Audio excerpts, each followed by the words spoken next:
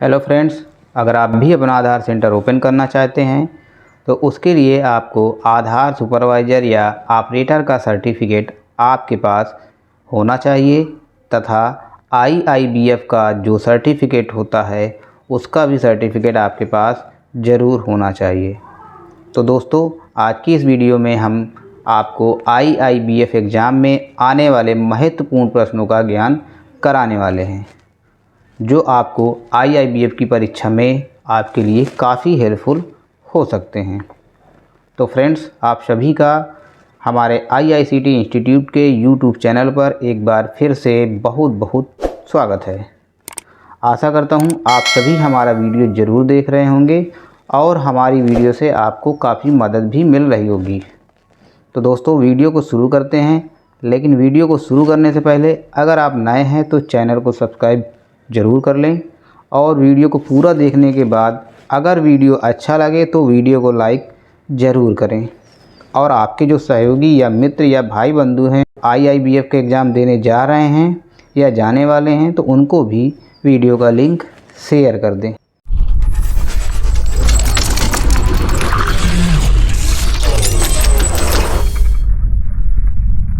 तो चलिए दोस्तों, क्वेश्चन है, भारतीय रिजर्व बैंक की योजनाओं के अनुरूप कई बैंकों ने विशेषकर गांव में ऋण परामर्श केंद्र शुरू किए हैं। क्या शुरू किया है? ऋण परामर्श केंद्र।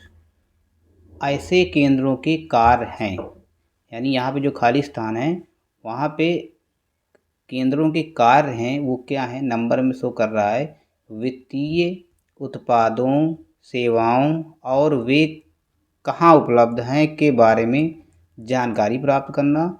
नंबर 2 कह रहा है बैंक खाता खोलने के संबंध में मार्गदर्शन करना। नंबर 3 में है बचत प्रबंधक और निवेश के अवसरों के बारे में जानकारी प्रदान करना। और नंबर 4 में कह रहा है मौजूदा ऋण के प्रबंधक पर मार्गदर्शन करना। तो ये जो ऑप्शन होते हैं भारतीय रिजर्व बैंक के, तो वो इनमें से कौन कौन से बैंक के कार्यों पर निर्भर करता है ये हमें बताना है। तो बैंक के कार्यों पर निर्भर करते हैं ये जो सारे ऑप्शन हैं, वित्तीय उत्पादों, सेवाओं और कहाँ उपलब्ध है के बारे में जानकारी प्रदान करना, बैंक खाता खोलने संबंध में मार्गदर्शन करना, बचत प्रबंधक और निवेश के अवसरों के बारे में जानकारी प्रदान करना और मौजूदा ऋणों के प्रबंधक पर मार्गदर्शन करना। ये सारे ऑप्शन जो होते हैं वो आरबीआई की योजना के अनुरूप होते हैं। तो इस क्वेश्चन का घ नंबर 1.234 यानी 1, 2, 3 ये तो नहीं आएंगे क्योंकि इनमें 1, 3, 4 है, 1, 2, 4 है, 2, 3, 4 है। तो इसमें सारे ऑप्शन जो होते हैं आरबीआई की योजना के अनुरूप होते हैं। तो इसलिए इस क्वेश्चन का घ नंबर हम ये वाला सही करेंगे। तो क्वेश्चन का नेक्स्ट प्रश्न है, प्रतिविक्रय से तात्पर्य। तो दोस्तों, प्रतिविक्रय से क्या तात्पर्य है? प्रतिविक्रय से तात्पर्य विभिन्न व्यक्तियों को इस उद्देश्य से एकल उत्पाद बेचना ताकि बैंक की शाखा में अधिक ग्राहक ले जा सके। यानी जो प्रतिविक्रय होता है वो ऐसा होता है कि एकल उत्पाद बेचना ताकि बैंक की शाखा में अधिक व्यक्ति ग्राहक ले जा सके, वो प्रतिविक्रय कहलाता है। इसलिए इस क्वेश्चन का ख नंबर सही है। अगला क्वेश्चन है दोस्तों, क्वेश्चन है, सक्रिय श्रवण बीसीए के लिए अच्छे संप्रेषण का एक महत्वपूर्ण पहलू है। नीचे दिए गए विकल्पों में से सक्रिय श्रवण के फायदे की पहचान करें। तो सक्रिय श्रवण क्या होता है दोस्तों?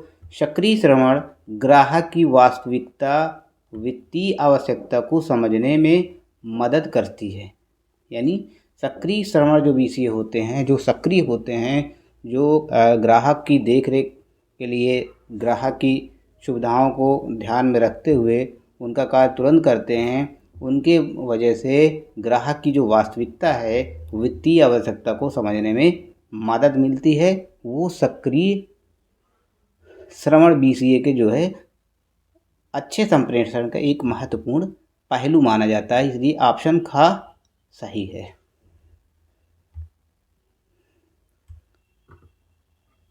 अगला क्वेश्चन है बैंक की ग्राहक शिकायत निवारण नीति में निम्नलिखित में से कौन से पहलू शामिल होने चाहिए।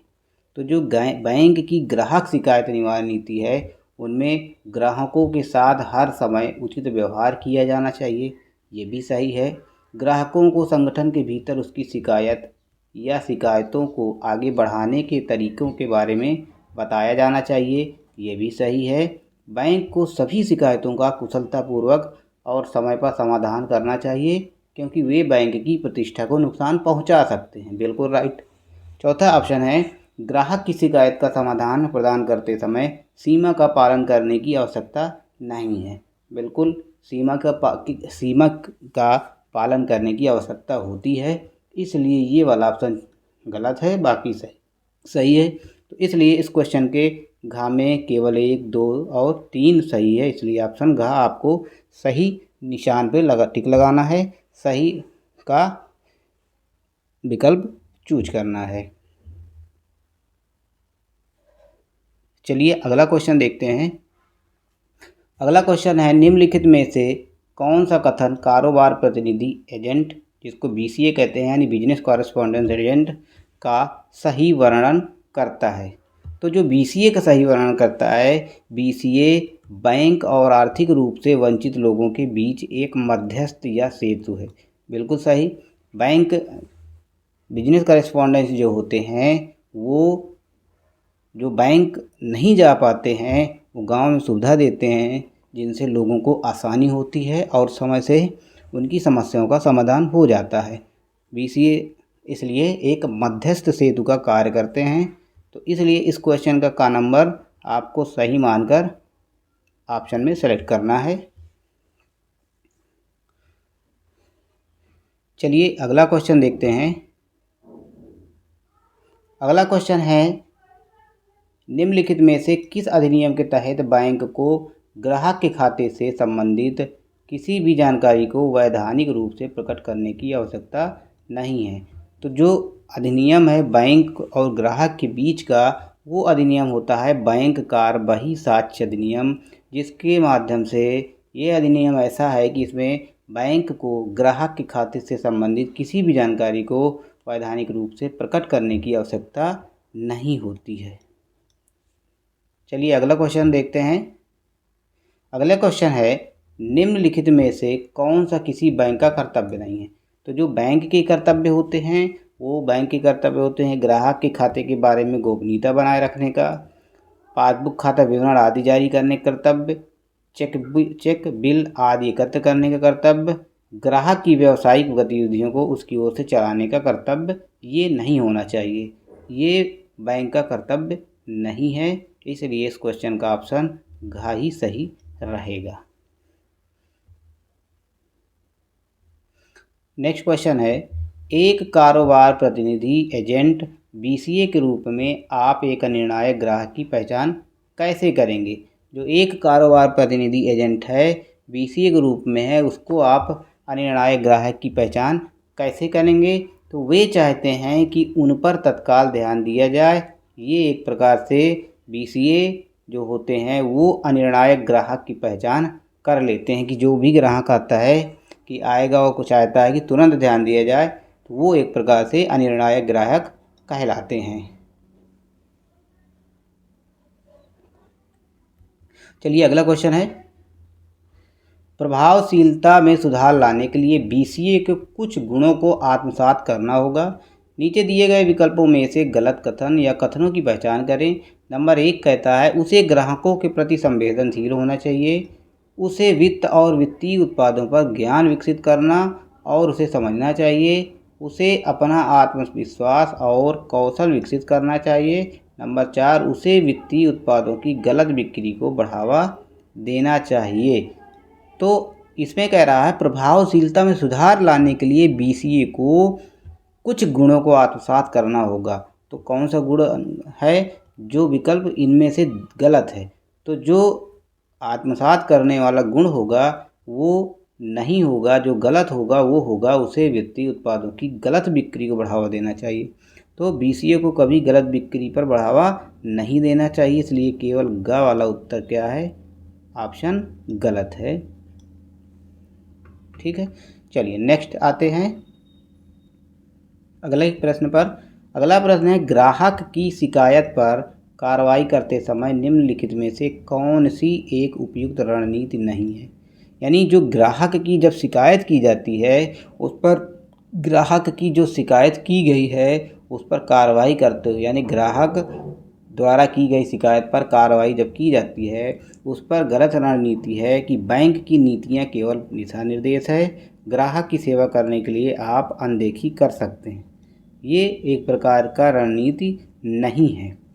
ठीक, ग्राहक की जो कार्रवाई है, शिकायत है, उसके लिए एक ये रणनीति उपयुक्त नहीं होती है।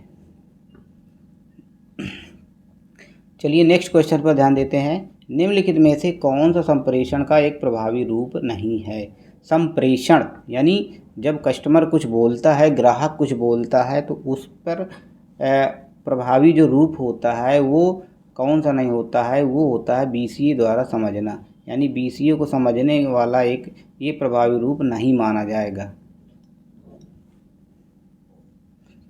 अगला क्वेश्चन, संदिग्ध ऋण के बातचीत से तय समझौते के बारे में निम्नलिखित में से कौन सा कथन सही नहीं है? तो दोस्तों संदिग्ध ऋण प्राधिकार की सीमा और समझौते के मानदंडों का एजेंट द्वारा पालन किया जाएगा। ये संदिग्ध ऋण के अंतर्गत आता है। एजेंट को समझौते के तौर पर के अनुसार वसूल राशि से एक निश्चित प्रतिशत शुल्क दिया जाता है। ऐसे मामलों में आवश्यक बातचीत के विशेष कौशल को देखते हुए शुल्क सामान्य वसूली मामलों की तुलना में कम होगा। बातचीत के अंतिम चरण तक पहुंचने से पहले वसूली एजेंट को मालिक से मामला धराधार और औपचारिक अनुमोदन की आवश्यकता हो सकती है। ये कथन सही नहीं है। ठीक,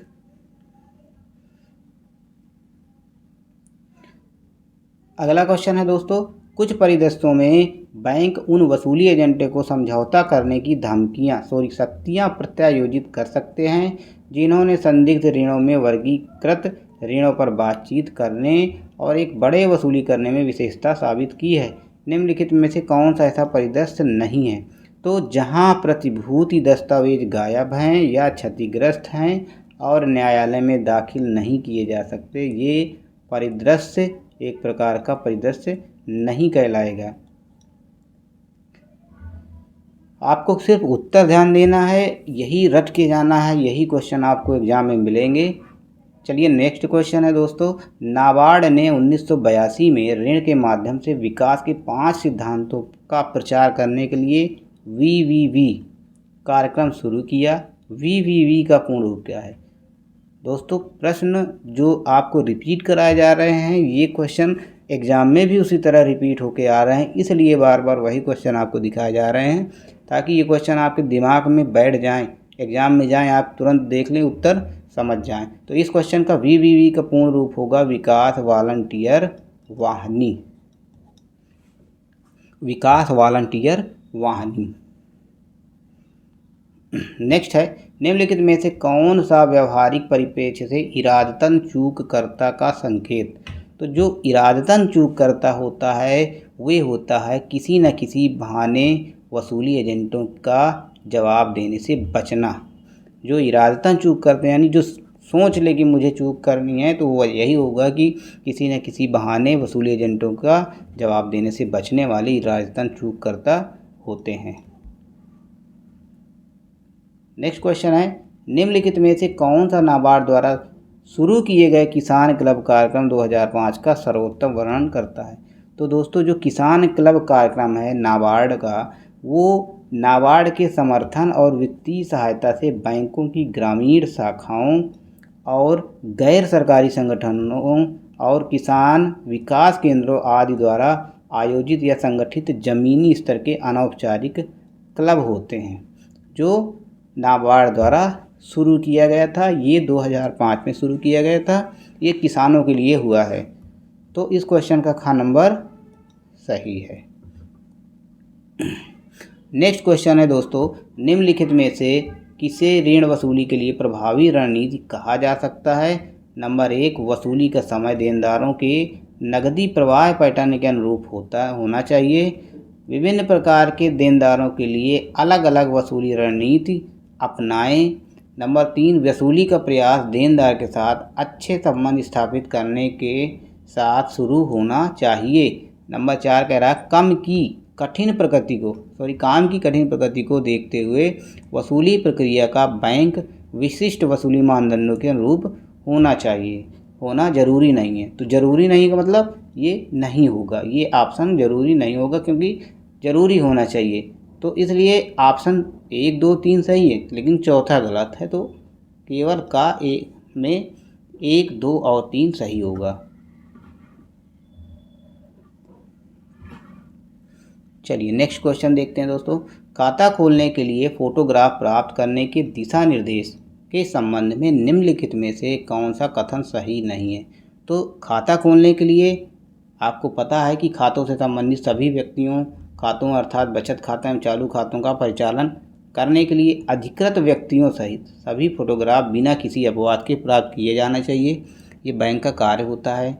बैंकों को प्रदानशील महिलाओं के फोटोग्राफ भी प्राप्त होना चाहिए, बिल्कुल सही। आधिकारिक रूप से वैध दस्तावेजों पर फोटोग्राफ चिपके होते हैं, इसलिए बैंकों को फोटोग्राफ जमा करने पर जोर नहीं देना चाहिए। अगला कह रहा है जब खाता धारक कोई अतिरिक्त खाता खोलना चाहते हैं तो नया फोटोग्राफ प्राप्त करने की आवश्यकता नहीं है। तो इस क्वेश्चन का घ नंबर क्या होगा? यही गलत ऑप्शन, कथन सही नहीं होगा। चलिए नेक्स्ट क्वेश्चन है दोस्तों, ऋण वसूली के संदर्भ में हम विनियामक मानदंडों के अनुपालन तथा वसूली कौशल और रणनीति के बीच संबंध को सबसे अच्छी तरह से कैसे समझाते हैं? तो जो ऋण वसूली के संदर्भ में होता है वो मानदंड वे एक दूसरे के पूरक हैं। ये रणनीति के संबंध में अच्छी तरह से हमें यही समझाते हैं, वे एक दूसरे के पूरक हैं। चलिए अगला क्वेश्चन है, मुश्किल देनदार से संपर्क करते समय ऋण वसूली एजेंट के लिए निम्नलिखित में से कौन सी तार्किक रणनीतियाँ हो सकती हैं? नंबर 1 कह रहा है संपर्क करने के लिए किए गए हर प्रयास का प्रलेखीकरण, कॉल और व्यक्तिगत भेंट मुलाकातों के दौरान देनदार की सभी प्रक्रियाओं के ऑडियो रिकॉर्डिंग, बिल्कुल सही। यह केंद्र की पूरी जानकारी में किया जाना चाहिए। यहाँ पे होगा देनदार की पूरी जानकारी में किया जाना चाहिए। तीसरा, पत्र, ईमेल या पंजीकृत डाक द्वारा भेजना जिसमें बकाया राशि का विवरण हो, बिल्कुल सही। ईमेल, पंजीकृत डाक द्वारा पत्र भेजना जिसमें वसूली एजेंटों द्वारा फ़ोन कॉल और भेंट मुलाकातों द्वारा देनदार से संपर्क करने के लिए किए गए प्रयासों का विवरण हो जिनका कोई फ़ायदा नहीं हुआ है। तो इसमें कौन सा ऑप्शन गलत होगा? ये ऑप्शन सारे सही हैं जो तार्किक रणनीतियों के लिए माने जाते हैं, इसलिए सारे क्वेश्चनों के लिए ऑप्शन का आपको सेलेक्ट करना है। तो दोस्तों क्वेश्चन आपके लिए समझ में आए, ये थे IIBF क्वेश्चनों का एक महत्वपूर्ण संकलन। आशा करता हूँ वीडियो अच्छा लगा होगा। अगर वीडियो अच्छा लगा हो तो वीडियो को लाइक ज़रूर करें और आपके जो मित्र हैं जो भी एग्ज़ाम देने जा रहे हैं उनको भी इस वीडियो का लिंक शेयर कर दें ताकि उनको भी एग्ज़ाम में सफलता मिल जाए। तो दोस्तों मिलते हैं तब तक के लिए नई वीडियो में, आने वाली वीडियो के लिए। तब तक के लिए नमस्कार, जय हिंद।